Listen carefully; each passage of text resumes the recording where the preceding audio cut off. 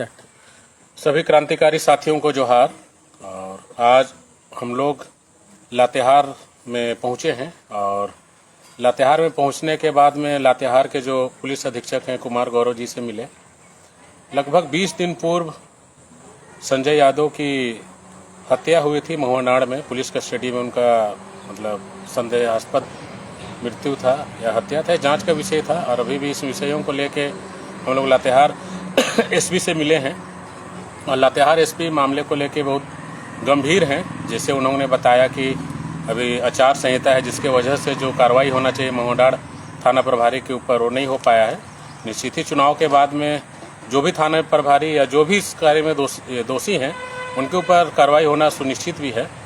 और जिस तरीके से संजय यादव की हत्या होती है, कहीं ना कहीं एक सवालिया प्रश्न चिन्ह भी है कि पुलिस की कस्टडी में जिस तरीके से वहाँ पे मारपीट होता है, फिर जिस तरीके से उसका शरीर का जो गंभीर चोट है, उन सब चीज़ों को हम लोग देखे भी हैं। पोस्टमार्टम रिपोर्ट अभी आना भी है, एक सप्ताह में पोस्टमार्टम रिपोर्ट भी आ जाएगा और उसमें और भी चीज़ें सामने आएगी कि किस तरीके से संजय यादव को मारा गया, किस तरीके से पीटा गया, या तो क्या हुआ, खुलासा भी बहुत जल्द होगा।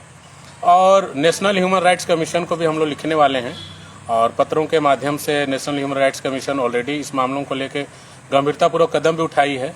और ऑटोमेटिक ये भी है कि जब पुलिस कस्टडी में डेथ होता है तो 24 आवर में ही वो NHRC इस रिपोर्ट को पुलिस के द्वारा भेज दिया जाता है और स्वतः संज्ञान भी लिया गया है।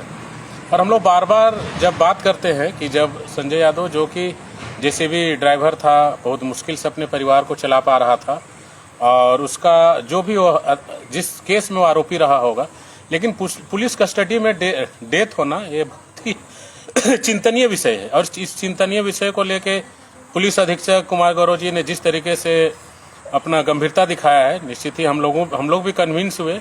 और निश्चित ही ये है कि जो भी इसमें शामिल है उनके ऊपर कार्रवाई होगा। और इसी सोच के साथ, यही उम्मीद के साथ हम लोग SP से मिल के निकले हैं।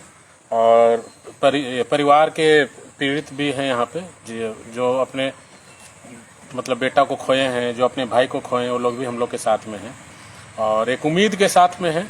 और आने वाले समय में संजय यादव को उनको न्याय मिले, इसी मुहिम के साथ हम लोग चल रहे हैं। इसी के साथ हम लोग पुनः अलग आने वाले समय फिर एक अलग वीडियो के साथ मिलेंगे, जहां पे हम लोग इस तरीके का जब भी केस हो, जहां पे लगे कि कहीं भी किसी तरीके से के साथ अन्याय हो रहा है, तो निश्चित हम लोगों के साथ संपर्क करें। हम लोग आपके घरों तक आपको न्याय पहुंचाने की कोशिश करेंगे, जिससे कि आने वाले समय में एक सुखद वातावरण के साथ अपना जीविका यापन आप चला सकें।